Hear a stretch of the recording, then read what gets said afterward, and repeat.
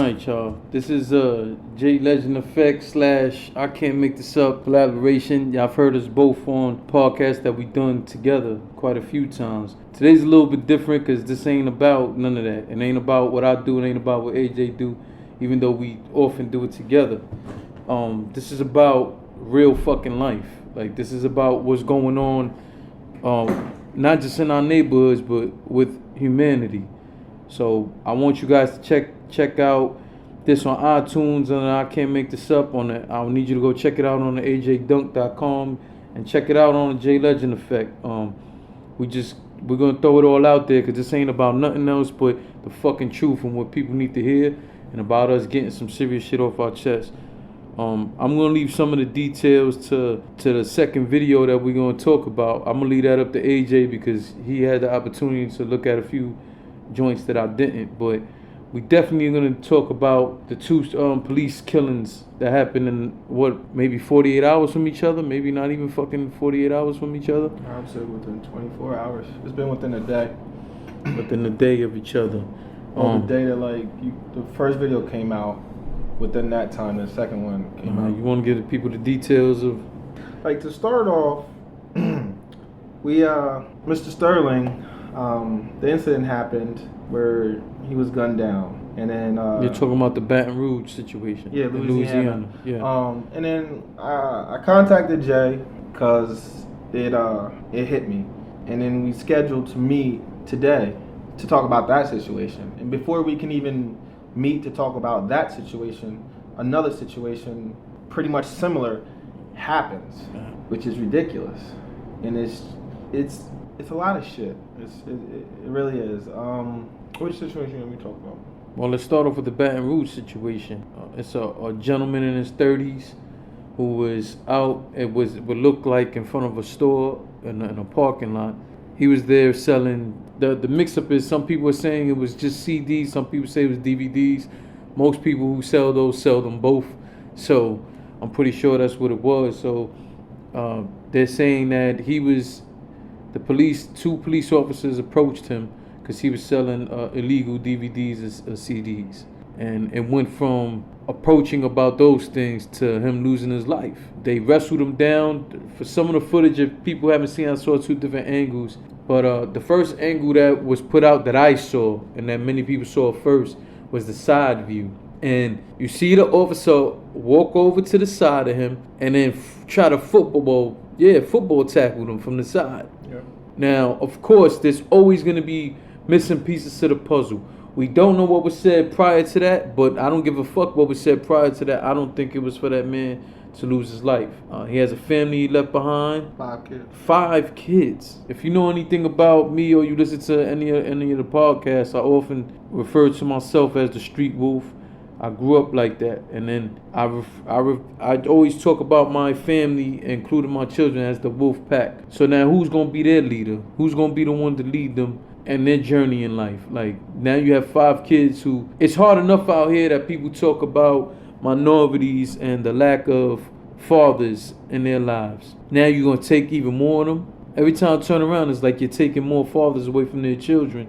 And I'm honestly to the point where I'm tired of fucking hearing about training. I don't want to hear no more about training. When every time it comes to a police officer doing something, it's caught on fucking tape. These dudes is getting away literally with murder. And all you ever hear is, well, I think they need more training. The police won't need more training. They need this training, they need that training.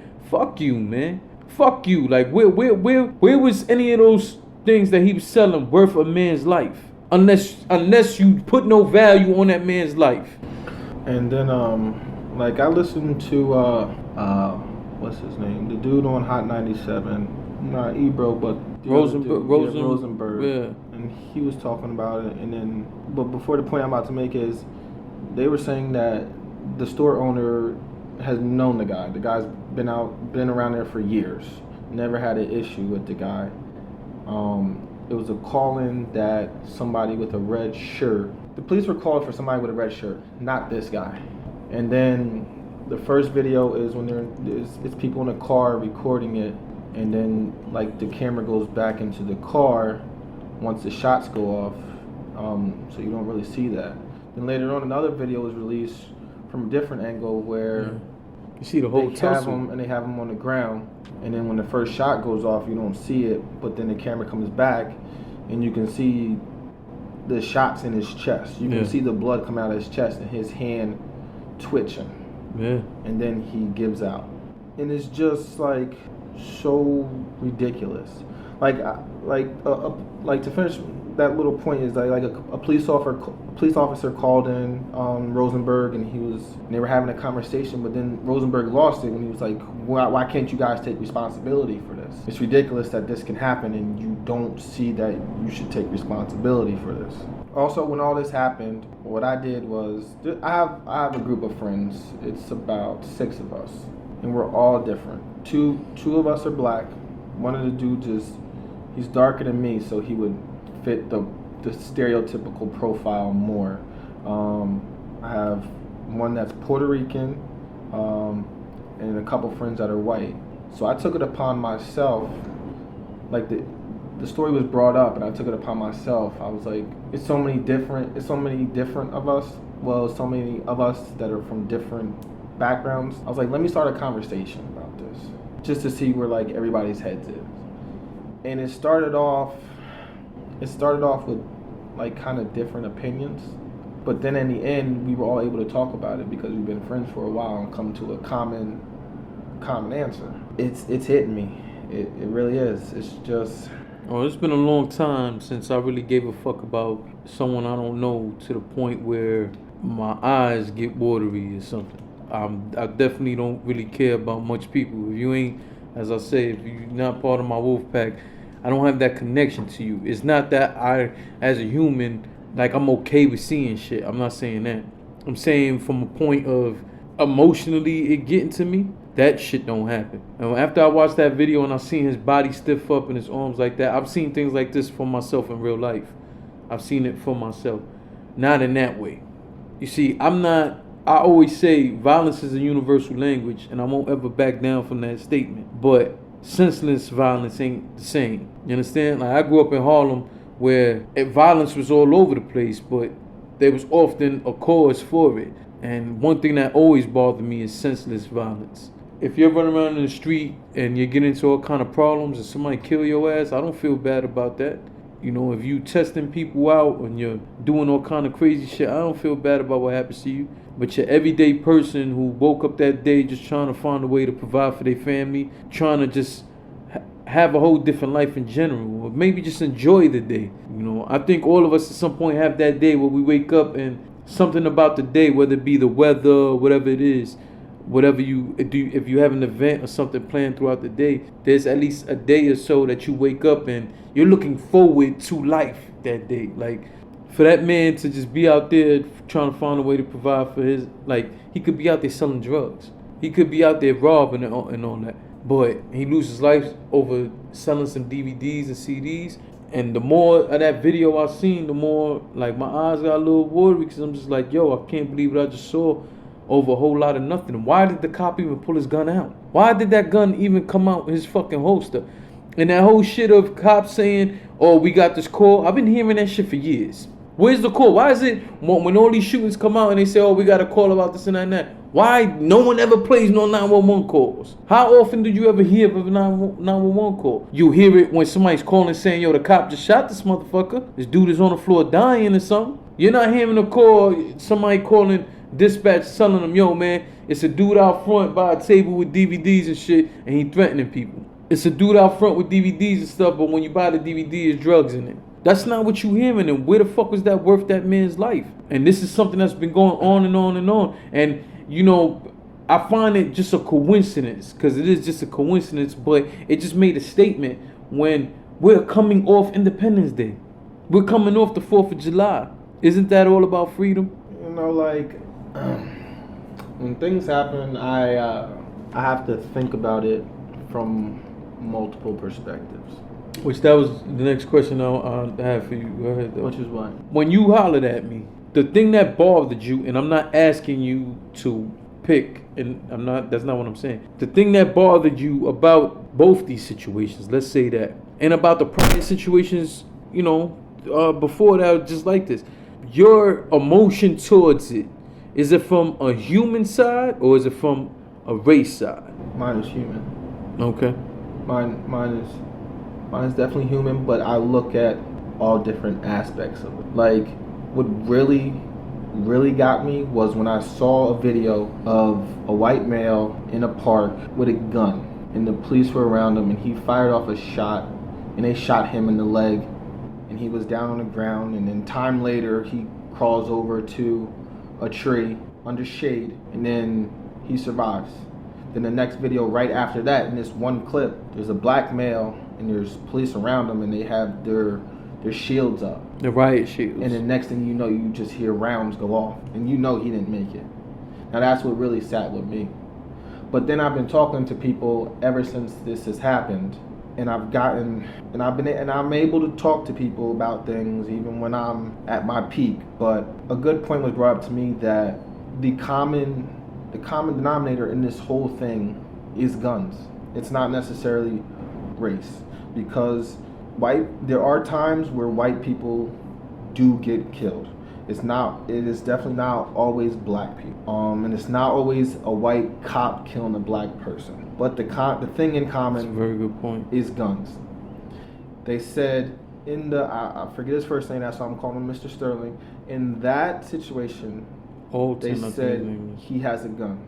In the second situation, they announced to the officer that he had a gun, but he wasn't reaching for it. Yeah. Now I'm just speaking of these two situations, because there are times when there's not a gun mentioned and it still happens. But the fact that the two people that end up dead mentioned they had guns, and the cops have guns, is the common thing. If neither one of them would have had guns, somebody would have got arrested.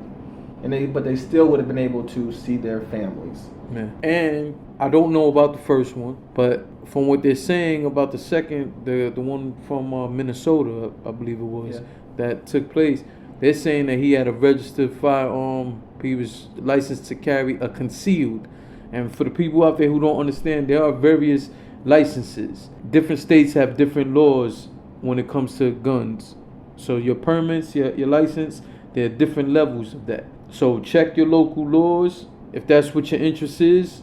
I have a different opinion on guns. I feel like people should be allowed to have them. I feel like it should be limited what kind of gun you have. That's for sure. I don't think anybody should be able to have more than a revolver, in my opinion. But what kind of people should have these guns?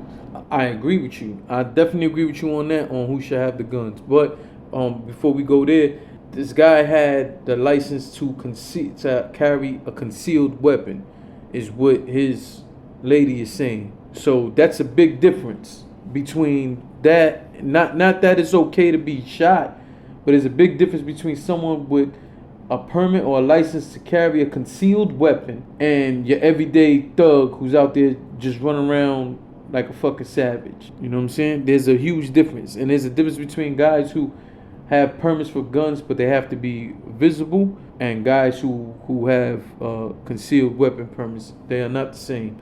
Secondly, I agree on who should carry the guns, right? I feel like there should be all kind of evaluations on people's mental stability. They should look into people's backgrounds on how they raised. For example, the people who are raised in a racist fashion, I don't believe they should have. But then I had to ask you a question that's been on my mind for a while with all this stuff, gun talk. I do feel like no sort of rifles, shotguns, or assault rifles should be sold. I think everybody should have a right to a revolver. It's a 5-shot, 6-shot gun. I feel like if it was somewhat easier to legally obtain a gun and more people had guns, would we be seeing all this gun violence? Yeah. You think so? Definitely. You think if everybody had a gun? Definitely. Yeah? 100%. Okay. Because there's people out there that can't fight, or they feel like they can't defend themselves. I grew up around a lot of them. Yeah. So that's the one reason, even if I was able to go get a permit and things like that, I couldn't see myself doing it, because it's that whole safety thing. Like if somebody was to break into my house, or somebody was to do something there, then I know I have a gun. So there's no question about that. But also, like, who's gonna determine who gets these guns? Like, you could find the perfect candidate. Like, they have no psych issues. They have a good background. They live in a good neighborhood. All this. Who's to say that one day something doesn't happen to them that triggers them, and they're just like, fuck it. You're right. That's why like this has really opened up my eyes to like the guns and all. Well, Really. a big reason why I look at the gun thing from my perspective is because I feel like whenever I was around I'm gonna say it like that. Whenever I was around situations where multiple people in that area had guns on them, it seemed like nothing ever jumped off. Because there might have been some exchange of words and everything, but it rarely, if ever, escalated. Because it's almost like, example, 5 guys here all got guns. There might be an exchange of words, but you don't really want to die tonight, and you don't really want to kill either. But you know there's no advantage. Okay, so I guess that's what I'm trying to say. So why even have the gun to begin with? Well, this is why I say you should be able to have it. Because when it comes to people having to defend their home, defend their family from burglars, as you say, from situations like that, I feel like everyone should have the right. Everyone should have the right. Now, if you want to say people shouldn't be allowed to take guns outside of their home, I would agree with that 100%. But I feel like everybody should have a right to be able to protect their family, protect their home. Because think about it. Just because you take guns out of the equation don't mean you take away weapons. Oh, I know. My thing is, even if you keep the gun in the house, somebody in your house step out of line, you know you have a gun there. Mm-hmm. If somebody breaks into your house, you could use other things. Or somebody breaks into your house, okay? You go to shoot them, you miss. It goes out the window. Somebody standing outside on the corner, they get shot. Then what? Man, you're right. Still in the house with your gun. You're definitely right on that. But then the flip side to it is, if someone comes into your house and they come in here with a machete, you laying in the bed with your family, you there with your woman, your child in the next room, somebody run up in your house with a machete. How are you getting to the kitchen to be able to? How do you match that? Like, are you gonna have enough time to get to the kitchen to be able to get a knife? You know, and by that point, like, how does a knife match up to a machete? Well, I guess the point I'm trying to make is, even if you take guns out the equation, people are always going to have a weapon. So what do you do to counter that as far as your home is concerned? Right now, I don't have the answer to that. But to your scenario, if somebody comes in, you sleeping with the gun in your hand? No, but most people who do have them around have it where it's reachable. As far as people who have it in their home legally, people who have it around, it's reachable, especially when they're sleeping at night. And then, like, it might be a way during the day, like it might be a way so that no kid come across it or anything. Like most of these states, you're required to have a gun locked up. Yeah, but it has safe. You have to have a gun safe. Most of these states require that. Okay, so then what? You think you have enough time to go and then unlock it and then get the gun? You have a better chance than you trying to make it to the kitchen. Because then what are you going to say? What, keep a machete in your room? Shit, I'll keep something right underneath my bed. All right, so then what stops somebody feeling like you got to keep the gun there? Because the machete is more controlled. Okay. Is it really? Because you could be swinging at him and somebody trying to run out the room to get away from y'all and get cut up too. Like, let's be realistic. If it's not a machete, if it's a bat, if it's something else, it's more controlled than a gun. Okay. That's what I'm saying. I can see your point on that. I'm saying still mistakes can happen with other weapons as well. Oh, no, yeah. But is it more likely to happen though? Probably not. I could definitely see your point on that. So back to the whole situation that happened in Minnesota though. Would you be able to put us on to a little more details of that situation? I watched around a 12-minute interview from the girlfriend that originally had the video of when the incident happened. So what she said was they were driving just along the road and their taillight was busted. Allegedly. The taillight was out. Well, they got pulled over, and then the officer said, "Do you know that you had a taillight out?" Yeah, which is the common shit they say. Okay, I'm sorry, but that's the common shit they say. And they said no. So then he said, "Okay, can you have your hands up?" And then I'm gonna see your license and registration, which is ass backwards because you can't do both at the same time. And then she said that her boyfriend has like a big wallet that he keeps in his pocket. But then he was like, he told the officer, I'm going to reach for my license and registration. And the girlfriend said, I'm letting you know that he has a concealed weapon and he has the rights to carry it. And she said, next thing you know, the officer let off 6 shots on the boyfriend. And then she said that after that is when she started going Facebook Live. And she started recording it. She said she did not do it before because she was scared that he might also shoot her. And in the video, she's saying what happened, and then you can see the boyfriend there. She's like, he shot off. You can still see the officer with his gun. Yeah, you can see the officer still with his gun pointed drawn, pointed at the man through the window. And you can tell there's panic in his voice. And the boyfriend says something, and then you don't hear him speaking anymore. And then she's like, don't tell me he's gone, like that. And then she goes further on about how the police took her and kept her in a room for hours. Hold on, I don't mean to cut you off, but a big detail that I want everybody to know now is there was a 4-year-old little girl in the back seat. Yeah, her daughter was in the back seat. In the back seat. And then when she was being held, she said that she was asking about his state because she was under the impression that the paramedics were going to come. She said they didn't the whole time that his pulse wasn't being checked. She also mentioned that after it happened, officers came and consoled the officer. Nobody said anything to comfort her. Including the paramedics? They never came. Paramedics never came. I don't think they ever came. Not while she was there. It might be a little fuzzy, but I think that's what she says.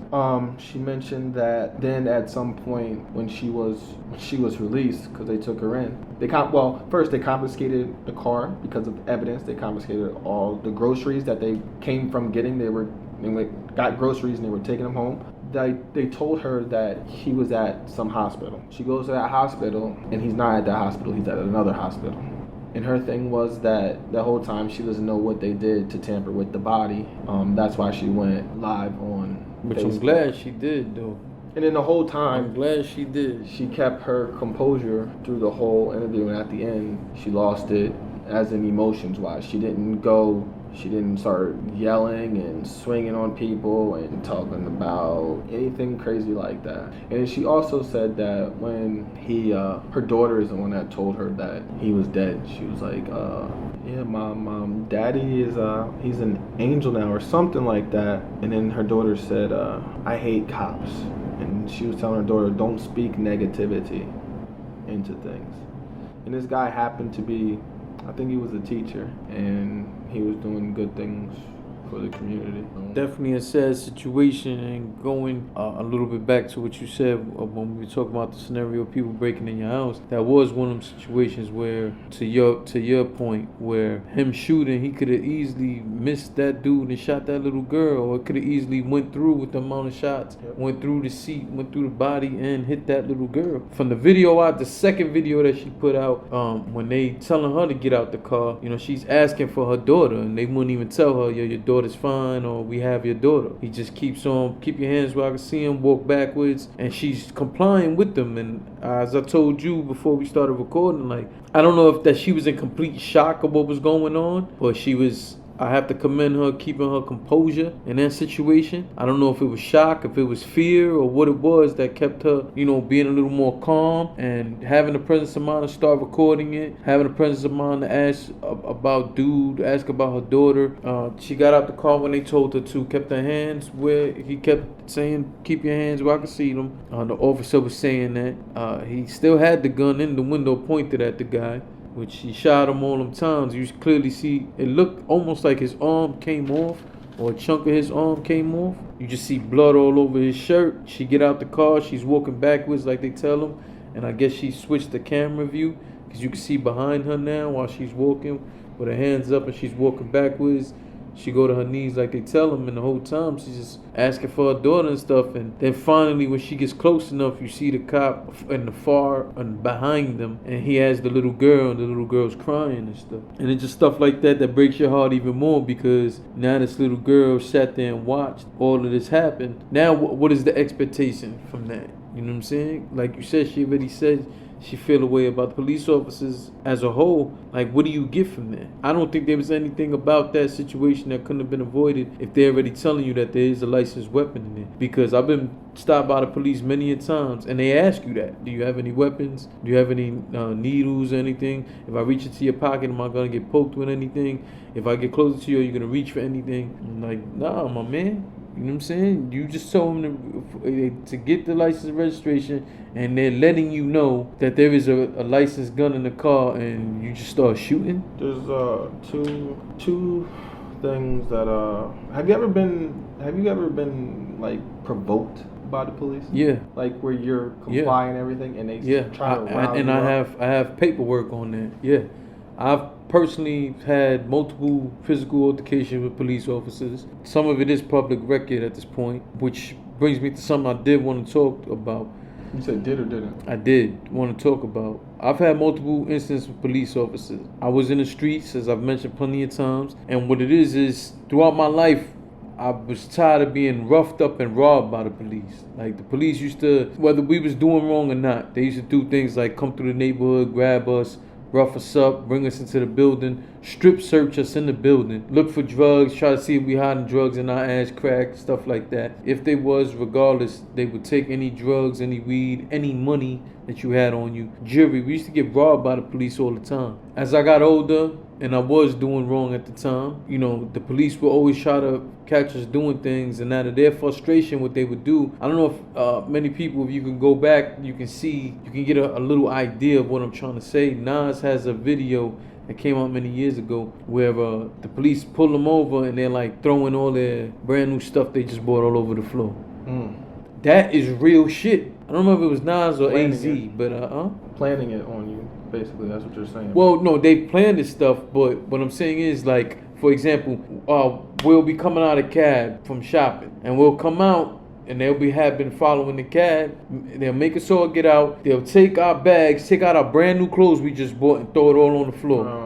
Brand new sneakers, throwing them in puddles, shit like that. You know what I'm saying? And not all the time was that stuff illegal money. You know what I'm saying? Like, my record, I've been blessed by God. A part of my sentence years ago was I had a youthful offender status, which means my felonies, I had 2 B felonies. Again, I'm not proud of any of that. That's just how life was for me at the time. And not every time I had some money was a drug. You know what I'm saying? And even if it was, it didn't cause for that. It didn't cause for my head all the time to get slammed on cars. It didn't cause for them to handcuff me and pull my pants down to embarrass me and be fucking me up. Like, it didn't cause for all of that. And it got to a point when I got a bit older where I was at my breaking point, because I felt like these dudes used to drive around sometimes like your fucking wife chewed you out at home. She pissed you the fuck off, so you coming to take it out on us. And most of y'all nerds or hallway monitors at school. You know what I'm saying? Now you're in a place of a little power, and you want to take your grudge out on the world, and that shit is not fair. So I finally had gotten to my breaking point where I swung on a police officer. And I've had 3 incidents of me physically fighting police officers.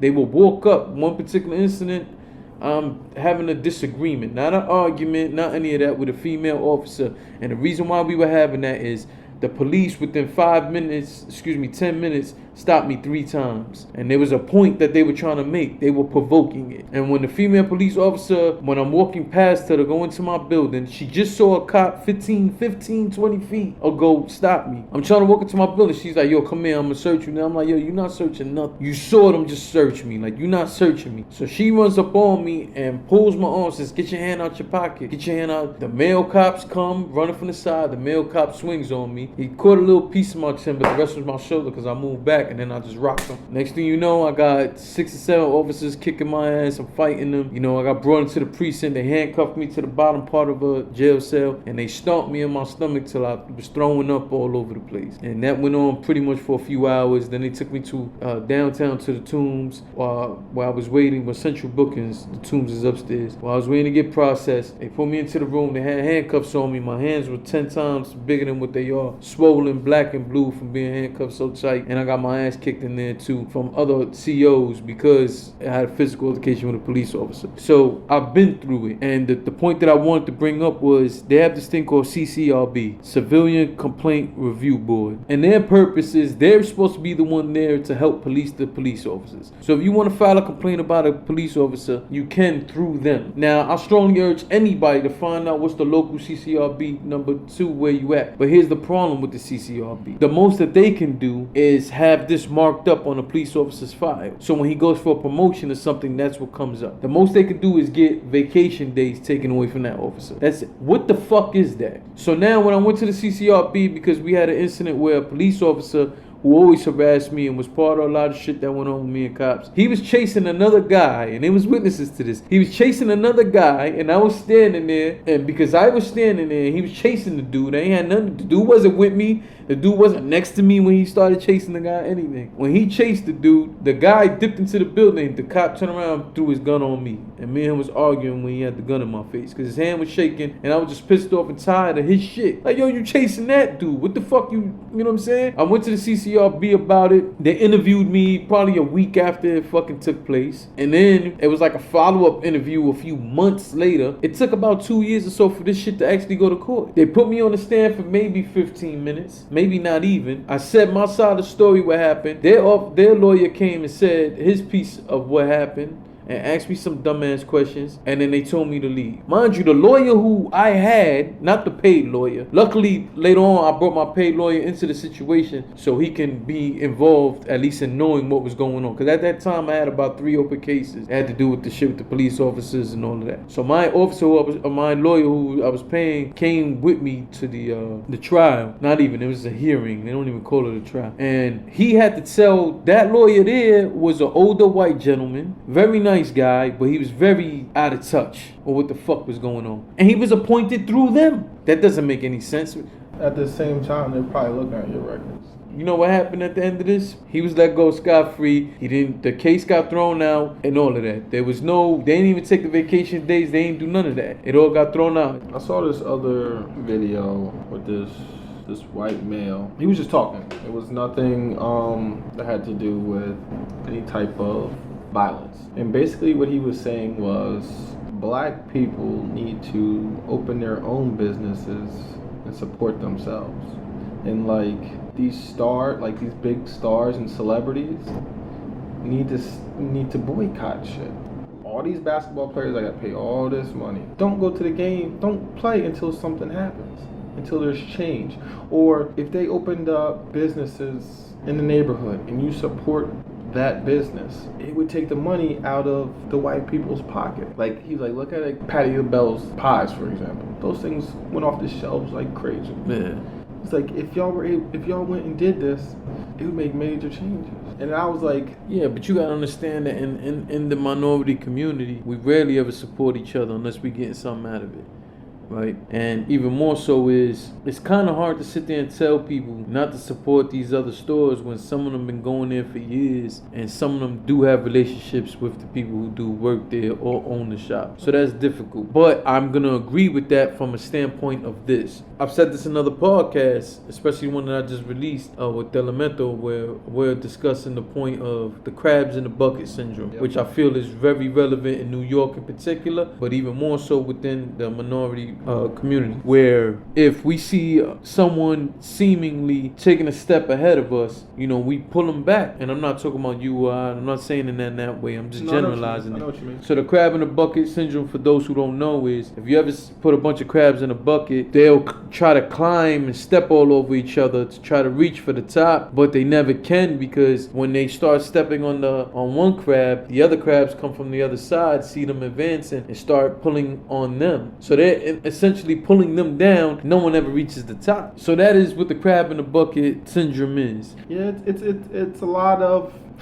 both sides to everything. What I honestly feel is talking about it with everybody, not just one race. Talk about it with everybody, no matter how uncomfortable they feel. Talk about it, because you don't know people's feelings until you get it out. Like my friend, after I had that whole discussion with all my friends, they were like, "Do you think there's gonna be change?" And I said, "I do, and I feel this way, and I feel that like all this gay pride stuff will help, because if you look at gay pride, they all have something in common, is the gay thing. LGBTQ. They all have something in common. And when you look, it's all different races together. They're coming together in a common ground because of other people coming at them. That's why they're coming together. So if people were to come together and realize that we're all human, like that should help. I definitely agree with you on what you're saying. The other problem with that is organizing. The other problem with that is people committing. You have to commit to doing stuff like that. You can't half-ass that. That's true. Because you know what? Modern day protesting is hashtags. That's modern day protesting. And I hate that shit because it's a trend. It's a trend that rocks on for a day or two, a week max, but most of the time the shit has like a 2-day fucking window period. Yeah. Like, get out of here with that shit. All right. So I'm not gonna say it's not good to see people having the conversation on social media, but it's not enough. No, I'm not talking about. It's nowhere fucking near enough. Not on social media. No, not at all. I'm talking about like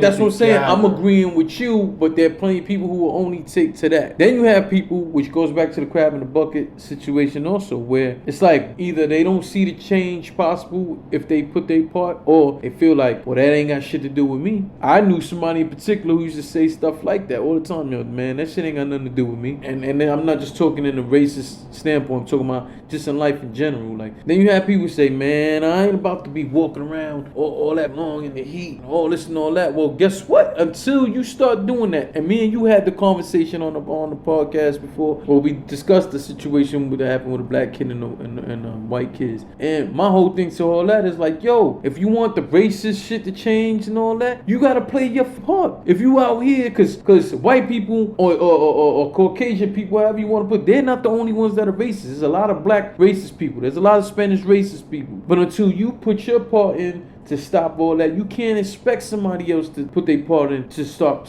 Yeah. You know, but I'm tired of it being a hashtag, because there's but so much value in that shit. Yeah. That's honestly one of the reasons why I started my podcast and why I did that. Because I caught myself. Sometimes I still do it, but it's just for precaution, where I will judge somebody for my safety. But it's not like I'm still not going to reach out and try to get to know them or anything like that. I'm going to be aware of my surroundings, and I'm going to act certain ways, different places. But this is why, like, I want to speak to different people and know their story and know why they look a certain way, act a certain way, and do all that. That's the part that I'm trying to. But also, like, watching, I see, I don't know if it's like greatness or just being determined to do it or what it is. But even today, watching Venus and Serena play at Wimbledon. I love Serena.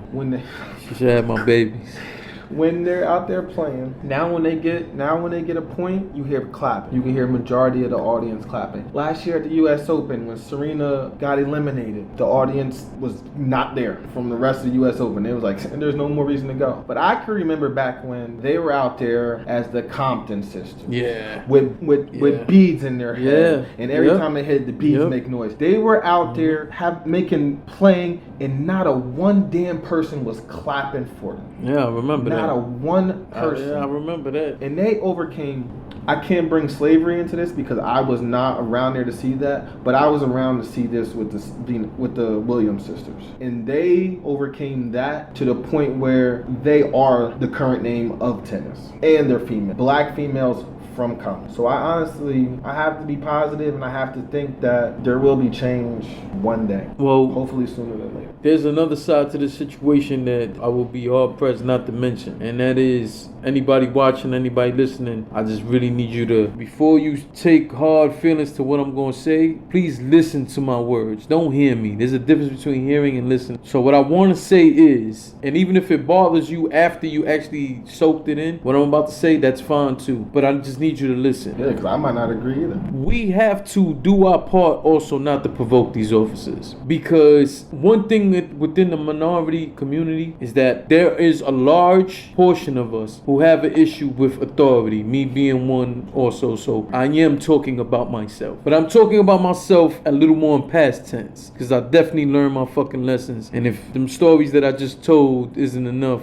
for you to know, I trust that, man. I learned my lesson. What I don't want to see, and I've seen plenty other people do it, and recently I saw a video about these kids in DC who were doing it, where they are provoking the police officers. They're disrespecting the police officers. I've disrespected police officers. Friends of mine have disrespected police officers. I will say in my defense, because I can only talk about me and some of my friends who have witnessed it, that disrespect really didn't come until they did shit like I was saying about them throwing our clothes on the floor. But was it to that specific person, or was it to a different police officer? No, it was to them officers. But again, I was in a space where I should have realized they're going as far as to aggressively search us and pull our fucking clothes off our bodies. How much further do you think they can go? So me mouthing off didn't help the situation. Even though I was clearly being violated, still, I could have just shut the fuck up and maybe it wouldn't have went any further. And I don't mean shut up as in don't say anything. Again, that's why I'm asking people to listen to me and not just hear me. What I'm trying to say is, in the event that a situation is already escalating, there is a such thing as damage control. So the situation might be escalating, but you're still in control of what you do. So if you see a police officer being over aggressive, try your best not to resist the arrest, because now you're playing into their hands for them to take it to another level and be able to say, I shot this motherfucker, because them asking you for your ID ain't for you to flip out on them. Even though I have seen multiple videos of white people getting away with that, that still don't have none.